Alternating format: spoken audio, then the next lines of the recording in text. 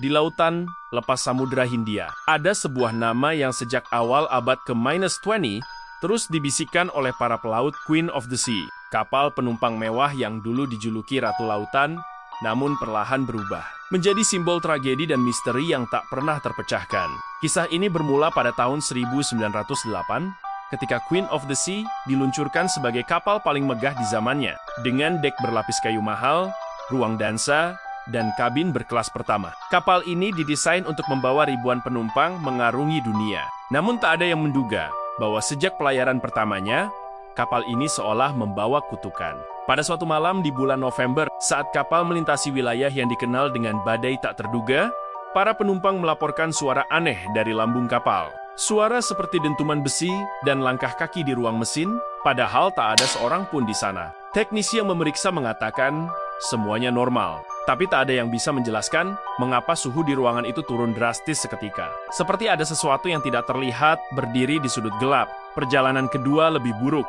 Kapal diterjang gelombang besar, dan tiba-tiba salah satu sekoci jatuh ke laut tanpa sebab. Beberapa awak bersikeras melihat sosok wanita bergaun putih berdiri di pinggir dek sebelum sekoci itu terlepas.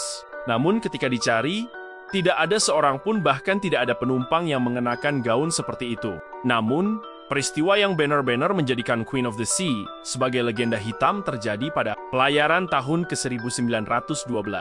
Di tengah malam, tanpa ada tanda bahaya, kapal mengirim sinyal SOS yang terputus-putus. Kabut, bayangan. Mereka muncul. Tolong. Setelah itu, komunikasi terputus. Ketika kapal penyelamat tiba ke titik koordinat, Queen of the Sea ditemukan terapung tanpa tenaga. Tidak rusak, tidak terbakar, tidak tenggelam.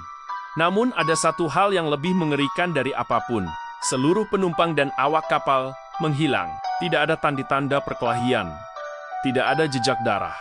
Makanan masih terhidang di meja. Kopi di ruang kapten masih hangat. Seolah-olah lebih dari 1.000 manusia di dalamnya hilang begitu saja dalam 1 detik. Penyelidikan internasional dilakukan, tetapi tak ada jawaban. Tidak ada petunjuk siapa pelaku, apa motifnya, atau bagaimana mereka bisa lenyap tanpa meninggalkan jejak. Kapal itu kemudian ditarik ke pelabuhan. Namun banyak pekerja menolak untuk naik karena mengaku mendengar suara langkah kaki, bisikan, dan tangisan dari dalam lorongnya. Beberapa tahun kemudian, Queen of the Sea akhirnya ditarik ke galangan kapal untuk dibongkar. Namun sebelum pembongkaran dimulai, api besar muncul entah dari mana dan melahap seluruh bangunan besi itu hingga menjadi rangka hitam. Tidak ada seorang pun yang ditemukan bersalah, dan tidak ada sumber api yang terbukti.